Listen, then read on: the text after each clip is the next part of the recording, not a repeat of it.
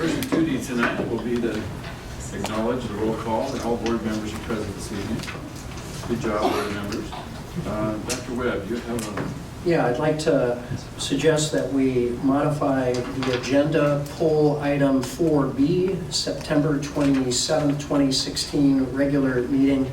We actually had an error where the September 20th meeting minutes were posted twice, once under item A and once under item B. So we'll bring that back to you for board action at your next regular meeting. All right.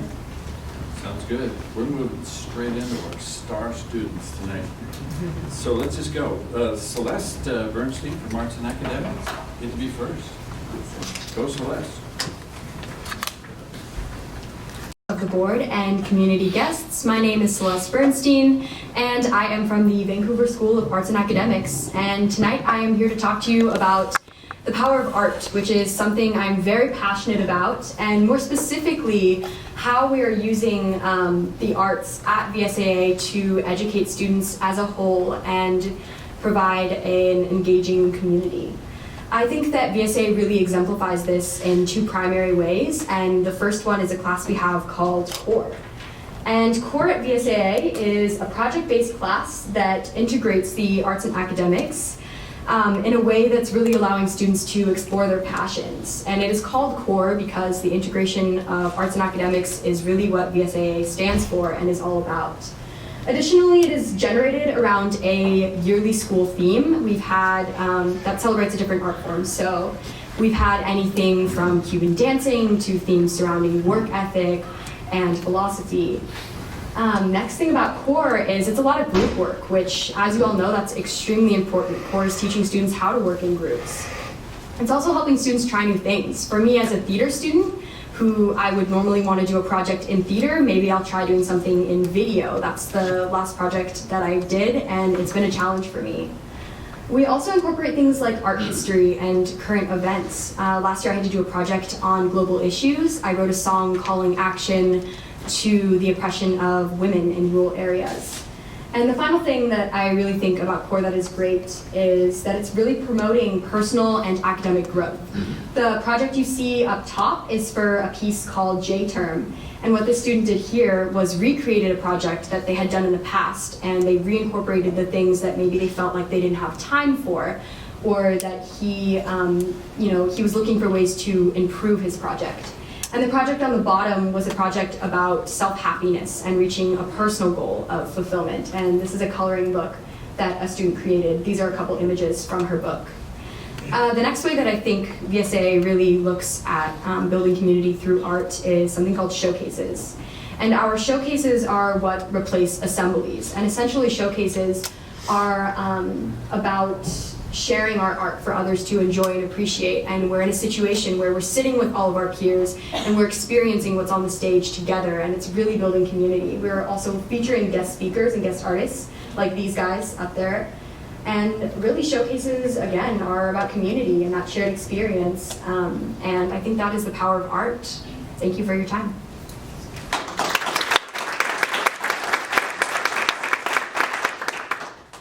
Thank you, Celeste. Trisha Beavers, that's okay. Good evening, Dr. Webb, members of the board, and community guests. I'm Trisha Beavers from Hudson's Bay High School, and tonight I'd like to share with you how we educate the whole person at Hudson's Bay High School. At Bay, we take pride in our diversity. An example of this is our cultural assembly. This is our annual assembly where we have students and staff have the opportunity to participate and demonstrate things from their culture that they're proud of, such as dances and other performances. We have had hula dancers, we've had folkloric dancers, we've had Native American dances, and they're just incredible to experience and watch. But I think that my favorite thing is the very end when we have a huge group dance, which is typically the cha-cha slide or the Cupid shuffle, and it's super fun.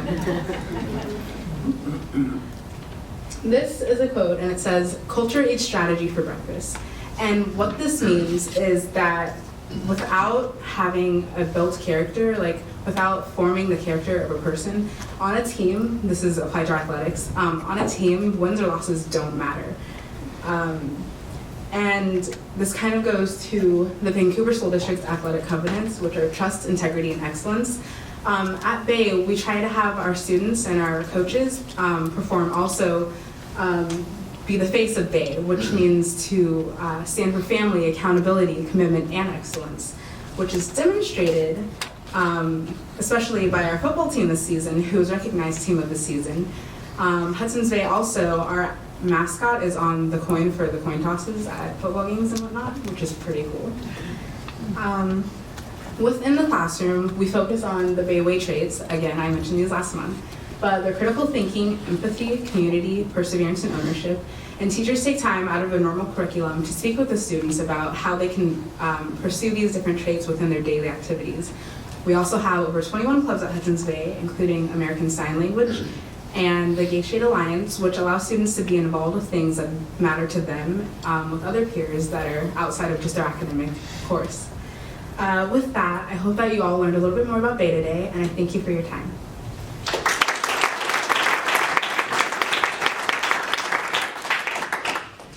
Good job, Tricia. Grace Eversole, Skyview. Good evening, Dr. Webb, members of the board, and community guests. My name is Grace Eversole, and I am from Skyview High School. Now, the question is, how does the community support Skyview? It does this through many different ways, some being Booster Club, senior party volunteers, sporting events, and other clubs such as robotics. With Booster Club, many parents volunteered to help Skyview fundraise. Senior party volunteers help raise money for the senior night graduation party. Next, the community comes and supports us with many sporting events, such as football. As you can see here on the left picture, the Keegan's Bowl stands is packed. Lastly, with robotics, they have a lot of community support through many businesses. As you can see on the right, there's a list of businesses. In fact, robotics said that we couldn't do what we do without their support. A big way in which Skyview supports the community is through Gear Up, who last year did a park cleanup at HB Fuller. Also, they did Adopt a Park. This year they did Make a Difference Day, where kids came and volunteered to plant trees. Also, this Saturday they're doing a Whipple Creek trail cleanup. Gear Up has dedicated their time that every month they're going to do one service project. Other ways in which Skyview has helped the community is through NHS, also Student Chess Drive and Mr. and Ms., both in which in the past have been very successful. Thank you for your time.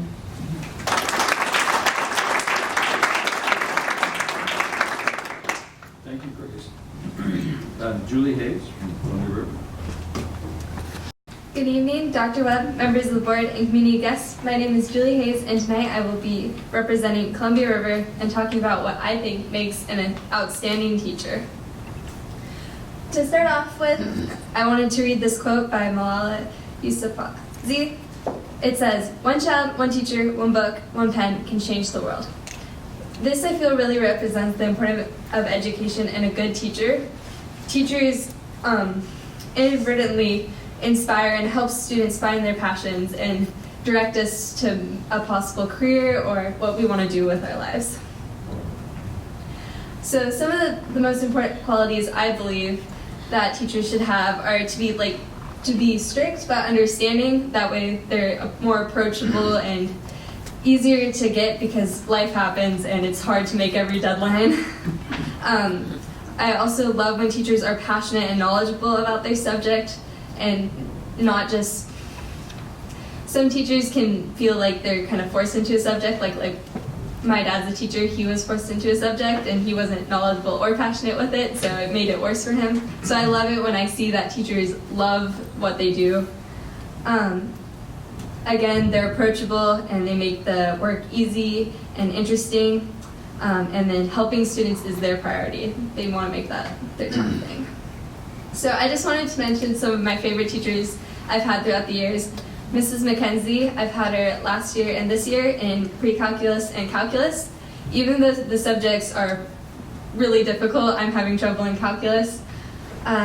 She tries her best to make it understandable and work with all the students, even though we're constantly complaining about how crazy the math is. And another teacher I wanted to mention was Mr. Parker. He was my 7th grade English and history teacher. He made writing fun. I remember at the end of the year, I wanted to become like a journalist or creative writer because of him. Although my passions have changed since then, I always remember him being really inspirational.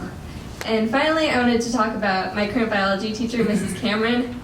Whenever you go up to her, you can tell she knows what she's doing. She's very knowledgeable, very experienced with teaching biology, and she knows how to help the students in whatever ways they need. My final thoughts, most of my family have been teachers, all my cousins, my father, my aunt, and I know how hard it is, and that's why I appreciate how hard they work, and when they're outstanding at their job, I know how hard they work. Thank you, and I will see you next week, or month.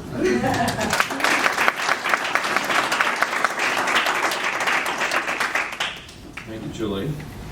Elizabeth Korn for Vancouver. Good evening, Dr. Webb, members of the board, and community guests. My name is Elizabeth Horn, and I'm here to represent Fort Vancouver High School to talk about the question, what coursework at your school is directly relevant to college?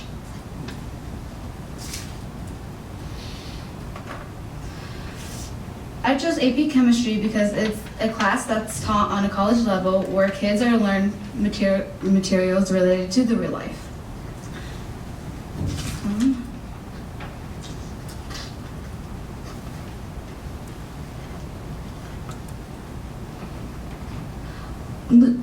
We learn new topics every day that build upon each other. Your study habits for tests and quizzes will help you throughout college. You learn to be organized with the amount of workload you have. This will help you manage your time efficiently.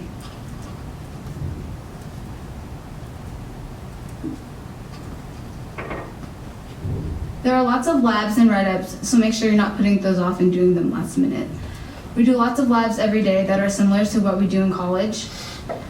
The concepts learned in high school will be taught in college chemistry, so it will be a review. Understanding the concepts, taking notes, and reading the book is very important. And then these are some of the labs we did in chemistry. So the top picture is finding our pH levels of the solution and trying to get baby pink, which is really hard to do. And then the next picture with the crystals is making crystals out of eggshells. So that we try to determine how crystals grow within overnight. And then the ones with the ships is chromatography. So we determine how water travels up the paper, and we use concepts related to polarity and diffusion. And then the last one with the flames is about we test, we find out what kind of element we have based on the color of the flame. Thank you for your time.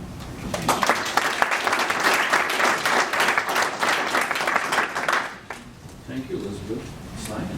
Very good. Alexa Atbury, Alexa Academy. Dr. Webb, members of the board, and community guests. I'm Alexa Atterbury from Vancouver Flex Academy. This month, the topic I was asked to talk about is how my school is preparing students for the future.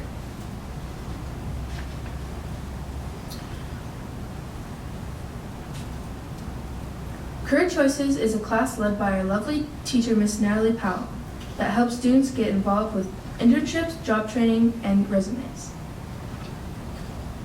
AVID is a class known district-wide to help with preparing students for college readiness and success in a global society. Our AVID class is doing this by having guest speakers, tutorials, Socratic seminars, and much, much more. On October 20th, we had our first Career and College Fair, where many colleges such as Clark and WSU attended, as well as different businesses like the Job Corps and Ready to Rise leadership programs. Thank you for your time, and I will see you at the next meeting.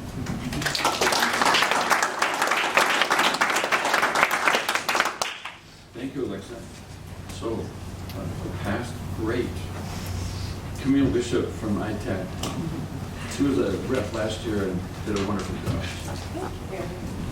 Beautiful. Okay. That's fun. Good evening, Dr. Webb, members of the board and community guests.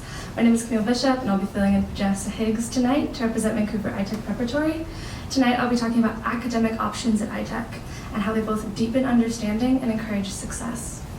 Some of the unique programs that iTech offers include a STEM-focused curriculum, which allows students to learn more about science, technology, engineering, math, or anything in between. A project problem practice-based learning system, more commonly known as PBL, and of course the early college program. The early college program allows prepared freshmen and sophomores at iTech to take one class a quarter at Clark College, letting 14 and 15-year-old students have opportunities that are extremely hard to find anywhere else. Additionally, the early college program encourages full-time running start attendance starting in junior year, and also lets 16-year-olds take classes at a Division I research university, Washington State University, Vancouver, like I did, which is a completely different classroom and learning experience than in any high school or Clark. It is not showing my next slide, so I'm just going to read it. Having choices like iTech students do is so important for many reasons. It allows students to choose their own educational path and focus if they know their passion. It deepens both learning and understanding involving many subjects, and gives students an example of a real-world reward-based system where doing your best and trying hard give you more responsibilities, opportunities, and freedoms. Thank you, and have a great November.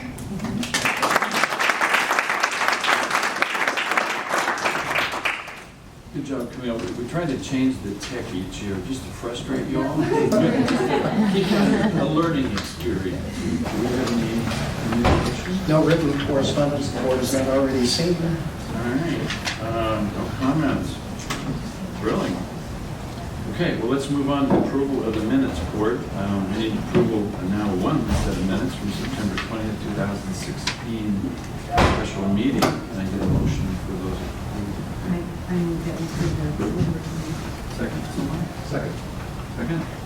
Any discussion about those minutes? All right, hearing none. All in favor of the minutes? Aye. All right, we've approved them. So consent agenda. I'd like to pull item 5G, which is regulation 5140, for further discussion. All right, there's cold. Okay, any other comments on the consent from board members? Okay, hearing none other, with the exception of 5D, can I get a motion to approve the agenda? So moved. Second, okay. We have a second and a third, this is good. Any comments about consent? Hearing none, all in favor? Aye. All right, moving along. Okay, regular business, Dr. Webb. We'll go back to the item that was pulled 5D. This is a recommendation to approve the revised regulation 5140, student medication in school in the 5000 series. Again, you've got the rationale here. This is specific to some modifications in the way in which we administer nasal spray and other items that have been identified, particularly in caring for students with epilepsy. I asked to be pulled simply because we had received some email communication encouraging the board to adopt these revisions. I wanted to begin with both of those, the consent agenda. We've been through it in the policy committee. It's state mandated change, but I can also see where there's some good common sense and some ability for someone more than just a school nurse, a trained adult, to administer these sprays, which I understand to be very powerful for children that are having epileptic seizures. So I certainly support it, but I wanted to bring it forward. Okay, any discussion on this? Okay, can I get a recommendation to approve this item? I guess you're recommending it, huh? A motion? I'll move for approval. Move it, okay. I'll second. All right, any other discussion? Okay, hearing none. All in favor? Aye. Okay. Approved. Okay, now Dr. Webb, regular business.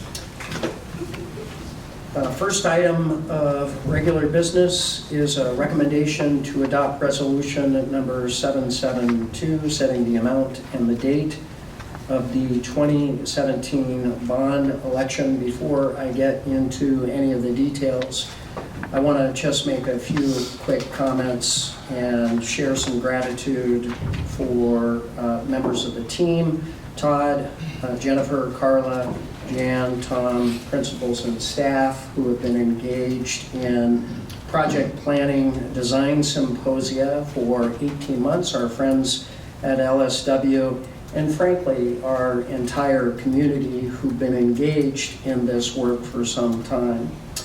This vision is an equity and excellence for all vision.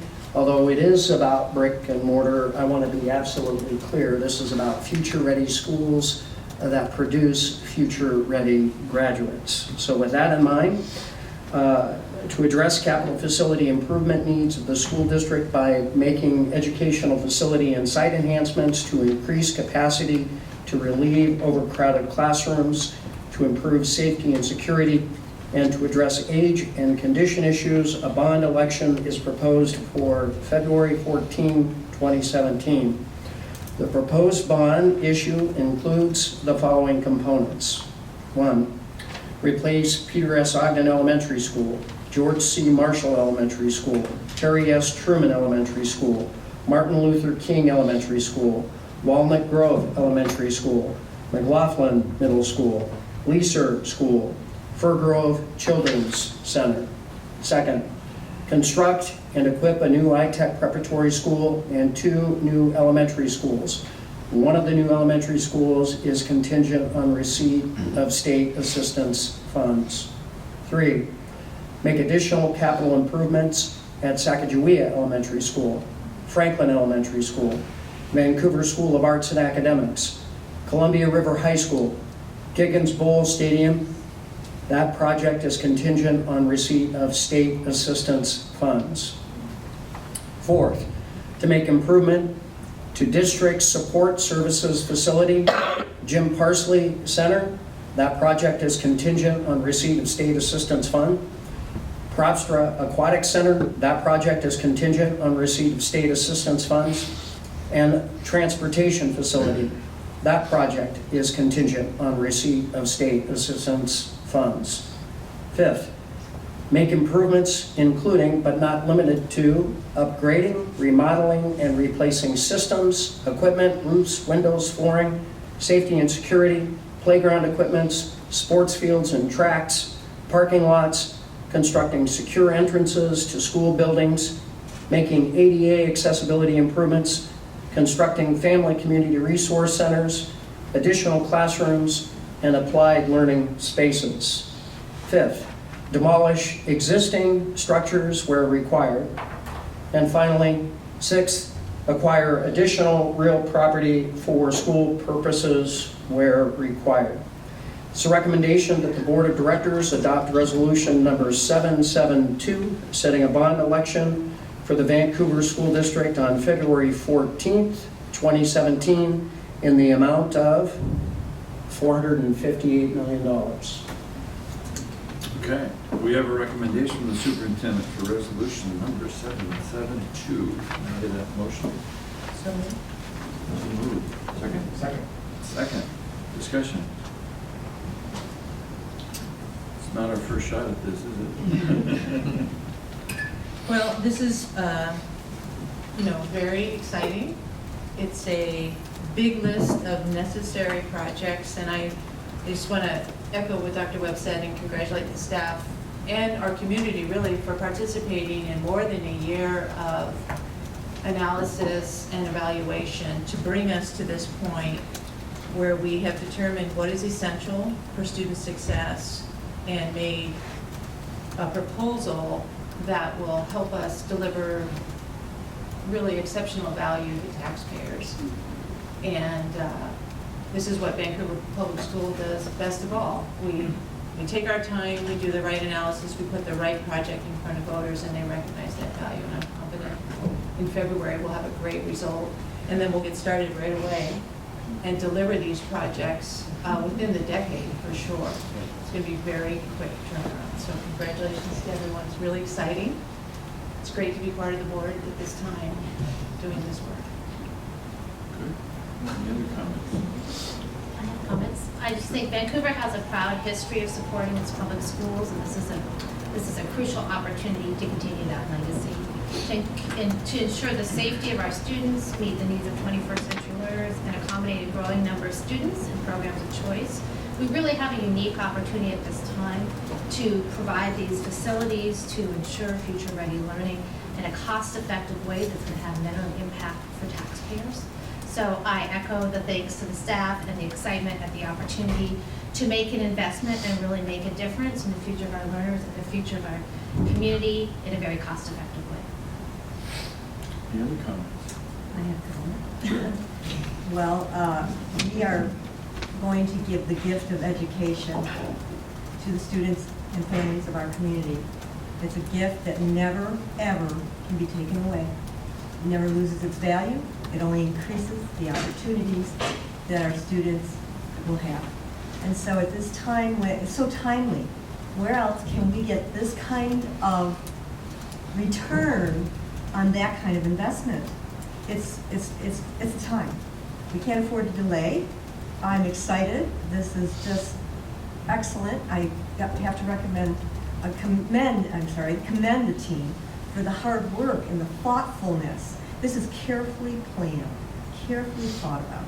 And what better way can we give our community what it needs? And we need these schools. We need this for our children and for our community. So, go team. Got me fired up. I think it's apropos on a historic night for our country, but it's also a historic night for our district. We have an opportunity to change the face of our school district and our community really for decades to come. It's an incredible, unique moment in time where everything has really come together to allow our community to leverage millions of dollars for a very inexpensive, short-term increase in property taxes. On top of that, we can leverage over $100 million of resources that will not come directly from our voters' pockets, instead from statewide resources. So really we have an opportunity to bring home money to Clark County and our school district that would otherwise go elsewhere in the state. That's very good. The projects that we've got planned will touch every school in the district and give us the opportunity to transform our schools to fit our community's vision for the education of our children. There'll also be projects that will be an economic driver for our community for really the next 6 to 8 years. Last, I want to say, I'm not just a board member, I'm a taxpayer, as we all are. My children have long since graduated. I don't have any grandchildren who will be coming through this system, I don't think. So I don't have a direct vested interest from that standpoint, but I do have an interest in seeing our community move forward and giving the best to our community's children. I think it's a good investment, and I wholeheartedly support this motion. Yes. Well, I should say something, since I was part of the original bond issues, the $250 million, which ended up being more than $400 million, the original rebuild over 18 years ago. Those bonds were staged in a way to pay off, to allow us to conclude at a later point in time, which is now, to conclude the facility needs for this district for 25 to 50 years to come. And it's important to the community that this happen. If you value your real estate, if you value the community where you are in Vancouver, this is the kind of investment that's long-term in nature. So there's also a huge other benefit, which hasn't been mentioned yet, and it's to my heart. And the interest rates right now are the lowest in our lifetime. And with the current interest rates, as compared to the interest rates which we did 18 years ago, the extra money generated in the 2-3% range to the normal 6-7% range will generate something like $135 million of extra money. That's a free high school, which is a huge thing to be able to give to a community by offering some timing and some resourceful use of taxpayer money. So I'm very excited about being on the board now, as I was then, but this will conclude the rebuild. It allows not only the conclusion of the schools we didn't touch before, but it allows for the growth we've had now and into the future for many years. So it's an exciting thing. This is the thing that shapes your communities for many years to come. So proud to be a part of Vancouver and proud to be a part of the school board. And Go team. Get a motion. We've already done that. Sorry. All right, let's vote. Sorry. I got so excited. All in favor? Aye. Aye. We're all in favor. Great. It passed. Dr. Webb, you have one more item. The next item of regular business is a recommendation to renew the 2016-17 Quid-Pro Quo agreement with the Foundation for Vancouver Public Schools. The Foundation for Vancouver Public Schools requests a renewal of the Quid-Pro Quo agreement for the 2016-2017 school year not to exceed $107,385.90 for salary and benefits for one staff position, utilities, custodial services, and office equipment. This is the 28th year of operation of the foundation and the partnership with the district. The district received in 2015-2016 nearly $383,000 of financial support because of that partnership, and that support goes directly to children and staff and programs. The fund source is a general fund. It's a recommendation that the Board of Directors approve the Quid-Pro Quo agreement, which shall not exceed the amount of $107,385.90, with the Foundation for Vancouver Public Schools for the 2016-17 school year, and authorize the President and Secretary to execute the appropriate documents. Okay, we have a recommendation. Can I get a motion? I move that we support the recommendation. All right, second? Second? Discussion? I just want to thank the foundation. We have two representatives of the foundation here today. I just want to thank you for the good work you do in support of our students and the learning throughout our community. Having been involved with the foundation before, I know the impact and the partnership that you provide, and we appreciate that as well. Yeah. Anyone else? I don't Sure. want to run over anybody here. Well, absolutely tremendous value. I mean, I'll take a 3-to-1 return on investment all day, every day, and 3 times on Sunday. I mean, this is a tremendous partnership with the foundation. They meet a lot of needs that we can't meet as a district, and I appreciate Nada and Danette being here, and I want to recognize them and the entire foundation board and staff. So thank you for everything you do. And I want to thank Nada and Danette for the work you guys do, and it's special work you all do. It's that which we can't do in the system and enhance and help us modify and grow in ways that we can't with state resources. So outstanding work, outstanding organization and team. So with that, all in favor? Aye. Aye. Quid-Pro Quo is done. Congratulations. All right. Dr. Webb. No superintendent's report? Board report. I just want to congratulate good wishes to Kathy and her campaign for the state legislature. Thank you. I Um, second that. Good luck. Good luck and all. Any other? I mean, I'm short. Wanted to get it in. Okay. May I have anything? Any speech? Yeah. All right. Very good. Okay. I am willing to accept the motion to adjourn. So moved. Second.